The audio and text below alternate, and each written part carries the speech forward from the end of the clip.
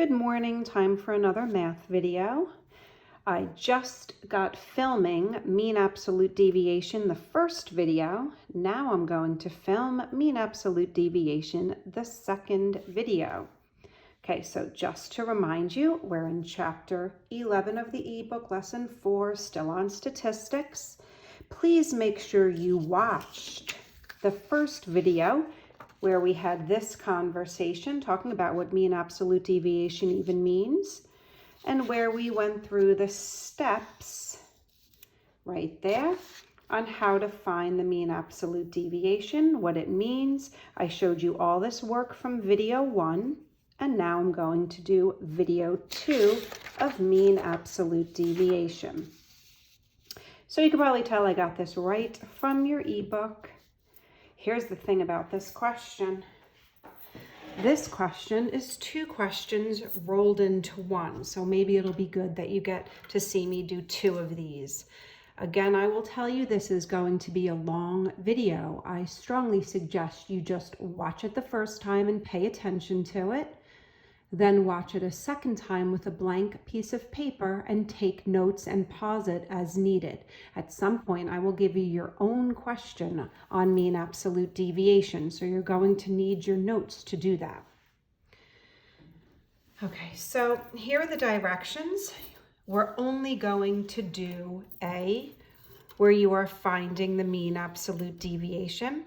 This one's a little different because they asked you to round to the nearest hundredth. Here's good news. You can use a calculator for this. I used a calculator for this. Again, my work's right on the side. But what I will say is, even though I used a calculator, I'm still going to show you a certain amount of work, and I'm going to expect that you show me the same work whenever I ask you to hand in your work. So here's what they're saying. At 10 a.m., here are 6 temperatures, right? 2 different times. At 2 p.m., here are 6 different temperatures. They want the mean absolute deviation for each set of data. That means I'm going to do it for this set, and then I'm going to do it for this set. These are 2 different sets of data. This is 2 problems rolled into one, so you will get to see me do mean absolute deviation twice. So let's maybe do some labeling, okay? I'm going to do 10 a.m. first. Again, don't worry, I still have my seltzer from video 1 because I just filmed that a few minutes ago. So there's my seltzer. So let's do 10 a.m. first. So remember, step 1, I have to find the mean, just the basic mean, all right? So the mean is when I add up all these numbers, and when I add them up, I get that the sum is 333.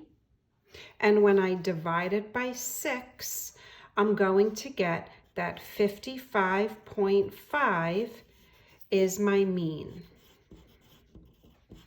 Okay, so that was lesson 1 of this chapter, right? Just find the mean. We're past that now.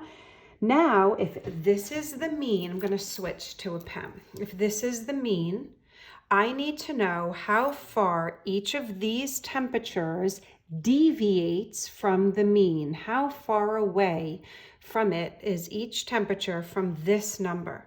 So if I do the subtraction, remember it's the larger absolute value minus the smaller absolute value, and I could use a calculator, but I still want to see these numbers.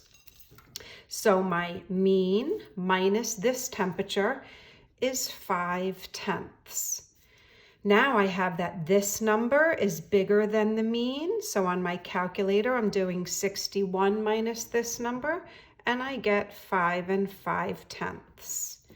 This is the larger absolute value. So this minus this is 1.5. This is also 1.5. If I subtract my mean minus 50, I get 5.5. and here I get 3.5. Now I used a calculator, but I still want to find all of those numbers. Okay, so now I am going to find, so I'll remind us that in step 2, right, I have to find the difference between the mean and each temperature. Okay, so I found the difference, and it does have to be the absolute value. It has to be that positive number. So now in step 3, I am going to get the average of the deviance. So that means I am going to add these numbers that I wrote in pen because I have to get the average of them.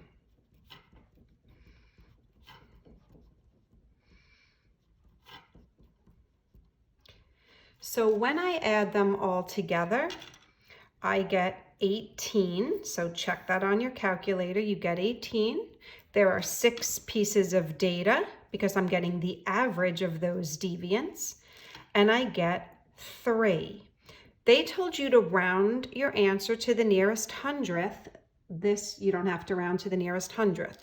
So 3 is the mean absolute deviation of 10 a.m. That's my first answer. Okay, now I'm going to go to the 2 p.m. question. So what if I do this, okay, and now we'll say that it's 2 p.m. Okay, let me make this darker. This one was my 10 a.m.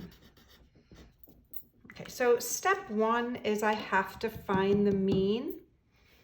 When I add these numbers together, again, I did my work with a calculator, I get 450 divided by 6 pieces of data, and I get that 75 is the mean.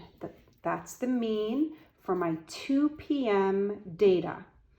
We're not looking for the mean though. I'm looking to see how far away from the mean each piece of data is. Okay, so 74 is 1 away from 75. This 71 is 4 away from 75. It's how far away from normal each temperature is. This is 1 away. On my calculator, I figured out that that's 7 away, that's 9 away, and that's 10 away, right? 75 minus 65 is 10. So I found out how far away each piece of data is from the average. So now I am going to take the deviance. I am going to take 1 plus 4 plus 1 plus 7 plus 9 plus 10. Okay, I get 32. There are 6 pieces of data. On my calculator, I get, right, 5.33333 on my calculator. They said to round to the nearest hundredths place. Okay, so if I round this to the nearest hundredths, is 5 33 hundredths. That is my mean absolute deviation for 2 p.m. Quick recap. First, we find the mean of each set of data. First, you find the mean. That's the average. That's what's normal. Then you figure out how far each piece of data deviates from the average. Then you get the average of the deviance. Okay, so I did 2 different examples for you. At some point, I'll give you a new problem that I'd like you to do on your own. Rewind and pause as needed. Also, I'll send you other videos that other people do, and maybe those are helpful. Okay, so I'm going to go drink my seltzer, plan for some other teaching of your lessons, and I hope you have a great day. Bye.